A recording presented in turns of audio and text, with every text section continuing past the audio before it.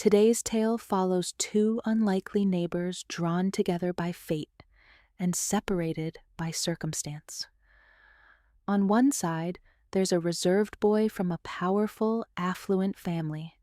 He hides his feelings behind a wall of fear, worried about his family's expectations. On the other side is a thoughtful, self-respecting girl from a humble middle-class background, caught between her growing love and her sense of dignity. The story kicks off in a quiet college library during a creative writing session. A professor invites a student to share her work, but she simply says she wrote nothing. He challenges her presence. Why attend if you don't write? But the truth? She has written something. She hides the paper in her pocket and quietly exits. Her name? Rella. Rella begins to narrate her own story. She lives in a modest home that shares a boundary wall with the grand estate of the influential Hidalgo family, known throughout Barcelona. Their mansion looks like royalty resides within, while Rella's home is quaint and simple. She lives with her mother. The Hidalgos have 3 sons, the charming eldest Artemis, the free-spirited youngest Apollo, and the quiet, mysterious middle son Ares, who also happens to be Rella's secret obsession.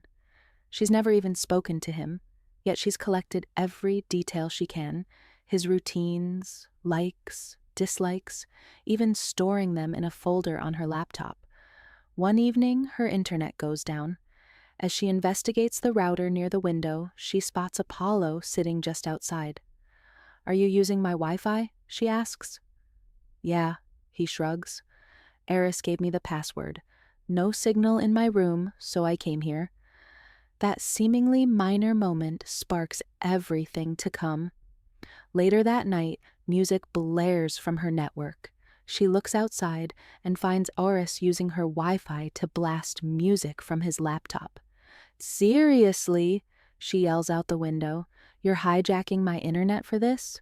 With a grin, Ares replies, "You know a lot about me. Now I know something about you too." Then, half teasing, he calls her a witch and walks away.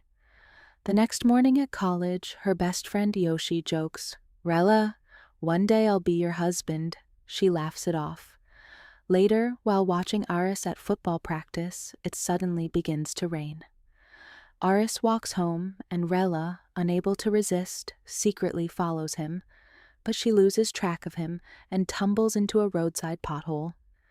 As she gets up, Ares suddenly appears behind her. Startled, she denies following him, but he smirks, steps closer, and writes something on her hand. "Your Wi-Fi password, right?" he says. "Had to hack your laptop because of it. Guess what I found? An entire collection of me." Rella freezes. "Why would you do that?" he asks. She hesitates, then admits, "Because I love you, and I hoped maybe you'd love me too." Ares laughs. "You're not even my type." Trying to keep her composure, Rella answers, "We'll see. For now, just walk me home. It's late." Ares agrees, but with a cheeky condition. "Only if you kiss me first." Rella, shocked, refuses, but eventually leans in. Just as their lips are about to meet, Ares pulls away. "It's late. Let's go." He walks her home, leaving her even more confused than before. Later that night, as she prepares for bed, she turns off her Wi-Fi and suddenly hears a noise. Ares climbs through her window. Startled, she demands, "What are you doing here?" He smirks. "Someone turned off the Wi-Fi. I came to fix it." Then, unexpectedly, he kneels and gently kisses her feet. Her heart races, but before she can react, he says with a smirk, "Good night, witch," and slips out the window. The following day, while working at a small cafe with Yoshi, Rella spots Ares walking in. She hides, but he sees her and teases, "Nice job you've got. See you tonight at my club's opening." Then he leaves. That evening, Rella attends the party with her friend Daniela. The club pulses with energy. She sees Ares heading into the VIP section, but is stopped by a bouncer. No entry without the password. Just then, Ares's older brother Artemis appears and grants her entry, but once inside, Rella finds the VIP lounge empty. Disappointed, she steps out the back door, and there, in the quiet alley, she sees Ares. They talk. The moment turns quiet, close, intense, and she leans in to kiss him. He kisses her back, but just as things start to deepen, Rella suddenly pulls away. Back at the club, Rella returns with a glass of water, only to find Apollo already seated and looking bored. He sighs. Ares never lets me have a drink. Amused, Rella orders him one. Apollo happily downs it, but the effect is instant. He gets tipsy fast and begins acting out of control. Seeing his condition, Rella and her friend Daniela help him out of the club. But when Rella tries to call Ares for help, Apollo panics and throws her phone to the ground, shattering it. With no other option, Rella brings the drunken Apollo to her house, where he quickly falls asleep on her bed. A little while later, Ares arrives at her place, visibly annoyed. Why did you give him a drink? He can't handle it. Now I've got to wait here until my father leaves for work. He glances at the clock, 6 a.m., and sighs. With no better plan, he lies down beside his brother. Rella quietly sits between them. As the night wears on, Ares slowly reaches for Rella, his touch light and intentional. The tension builds. In the stillness of dawn, the two share a tender yet emotionally charged moment. The next day, Rella spills everything to her friends. Daniela listens wide-eyed and thrilled, while Yoshi teases but senses Rella's growing attachment.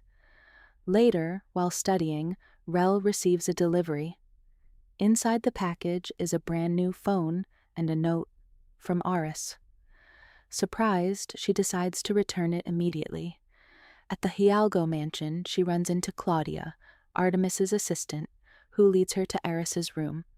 Rel places the phone on the table and calmly says, "Thanks, but I don't need it." Ares chuckles. "It's not polite to reject a gift, especially when my brother broke your phone." "My screen was cracked, but the phone still works," Rella replies and heads toward the door. But just as she turns, Ares grabs her hand and softly says, "I want to kiss you." Rella pulls away and storms out, but a few steps later turns back. She walks up to him and kisses him, surprising them both with her boldness.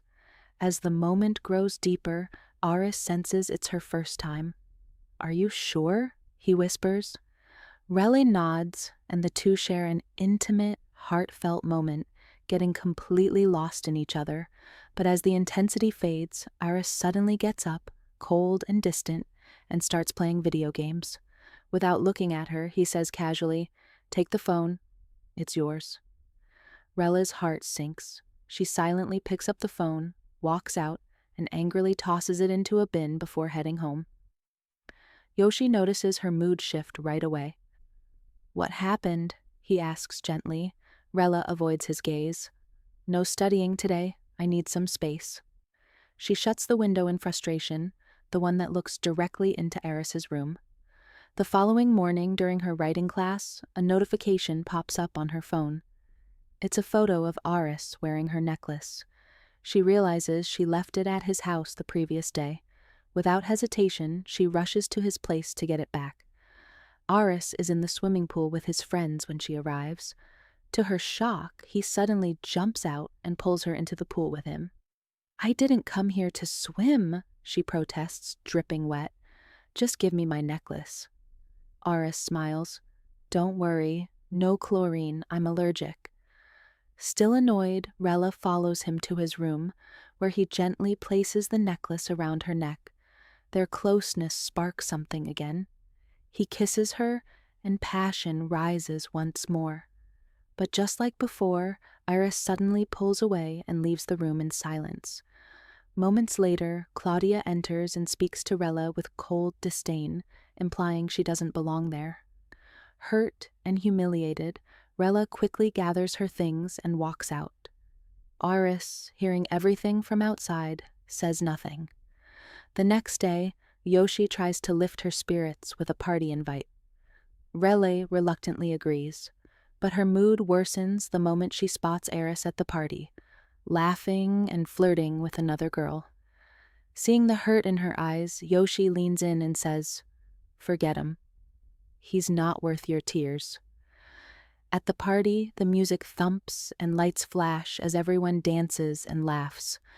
Rella tries to enjoy the moment, but her smile fades when she spots Ares, kissing another girl in the crowd. Her heart sinks. Without saying a word, she quietly leaves. To shake off the heartbreak, Rella, Yoshi, and Daniela head to their college's swimming pool to cool down. While joking around, Rella playfully pushes Yoshi into the water. They all laugh until Daniela accidentally knocks over a container of chemicals nearby. Panic erupts. Rella quickly pulls Yoshi out, and the three sprint away before anyone notices. Meanwhile, back home, Ares paces restlessly. He tries to connect to Rella's Wi-Fi, only to find the password has been changed to something personally insulting. Furious, he hacks in and sends her a cold message. "I hate you so much." That night, Rel stumbles home, tipsy and without her house key. She slumps on her doorstep, frustrated and helpless. Ares sees her from across the street. Without speaking, he picks her up gently and carries her inside. Lying on her bed, Rella mutters, "Tell me a story, then leave me alone forever." After a moment's silence, Ares begins. In a quiet voice, he talks about growing up in a home where love was broken, his parents having open affairs, showing no care or warmth. His father had warned him, "Don't fall in love. Love makes you weak." That belief shaped Ares, making him fear emotional vulnerability. He admits, though not directly, that he left Rella the first time because he was terrified of how deeply he was starting to care for her. As his voice trails off, he looks over and realizes she's already asleep. The next morning, Relle's mother wakes her. Half awake, Relle checks her phone and sees a few messages from Ares, deleted before she could read them. She starts typing a response, then deletes it too. Ares, on the other hand, checks his phone obsessively, hoping to hear from her. But the silence is deafening. Later that day, Ares is summoned by his father and older brother Artemis. They confront him harshly. "We've received complaints about your conduct at college," his father says. "You're not focused. That girl is a distraction. You're jeopardizing your future." It's clear. Artemis told their father everything. The next day at the library, Rel is studying with Yoshi when Ares appears. He walks up to her, looking remorseful. "I'm sorry," he says. She gets up, leads him outside, and snaps, "Do you really think a simple apology will fix everything you've done?" "I don't expect forgiveness," Ares replies, "but I've never felt this way before. I want to make things right." Then he invites her to a costume party. Rella hesitates, but agrees. Yoshi overhears the conversation. Hurt, he tells her, "You're making a mistake. He's just going to hurt you again. And when he does, don't expect me to pick up the pieces." On the night of the date, Rel gets ready nervously, but Ares surprises her. "We're not going to the party," he says. "I've got something better planned." He takes her to the rooftop of his office building, where he's set up a candlelit dinner beneath the stars. It's romantic, unexpected, and intimate. The two fall into each other again, sharing another passionate moment. From that night on, they see each other every day, their connection growing deeper and more intense. Their love feels unstoppable, but not everyone is happy. One evening, during dinner, Ares's father shows him a video of their rooftop date, including intimate footage. "If this leaks," his father warns, "your career and our family's name will be ruined." Furious at the invasion of privacy, Ares storms out. The next day, to everyone's surprise, he takes a part-time job at the cafe where Rella works, just to be near her. Soon after, Artemis notices a cap on Ares's desk with the cafe's logo and address stitched into it. Suspicious, he visits the cafe and sees Ares working side by side with Rella. Enraged, he hatches a plan. Artemis organizes a company party and invites Ares, knowing he'll bring Rella. What Rel doesn't know is that her mother has been hired to work at that same party as a server. At the event, Ares proudly introduces Rella to his family, but Artemis signals for her mother to serve drinks in front of everyone. Rella, seeing her mother in a waitress uniform, is devastated. Feeling humiliated, she storms out. Ares follows her, but she slaps him in tears. "You knew!" she cries. "You set me up to be embarrassed." "No, I didn't," he pleads, but she's already gone, heartbroken. Days pass. Rella ignores his calls, messages, and even avoids him at school. Eventually, they talk again, and both apologize. Ares asks her to prom. Still hurt, Rella replies, "Maybe it's better if you don't come." That night, she hugs her mother and sobs. Her mother comforts her and says, "Do you know why your father never published his novel? He didn't believe in himself. Don't make the same mistake. If you care about Ares, talk to him. Fix things. Don't run." Taking her mother's advice to heart, Rel rushes to Ares's house to say sorry. Artemis tries to block her, but she manages to find Ares. "I'm sorry," she says. "I'll be waiting for you at prom." At prom, Rella stands in her dress scanning the crowd. Ares is running toward the venue until Yoshi stops him at the gate. "She deserves better," Yoshi snaps. "You're just gonna hurt her." They argue. It gets physical. In the scuffle, Ares is pushed into the nearby pool, unaware it contains chlorine, which he's severely allergic to. Ares begins struggling to breathe. Yoshi panics. He runs to Rella. "He came for you. We fought. I didn't mean to." Horrified, Rella sprints to the pool, dives in, and with Yoshi's help, pulls Ares out. They rush him to the hospital. There, Rella stays by his side, refusing to leave. Watching her unwavering care, Ares's family finally realizes this isn't a fling, it's love. They begin to accept her.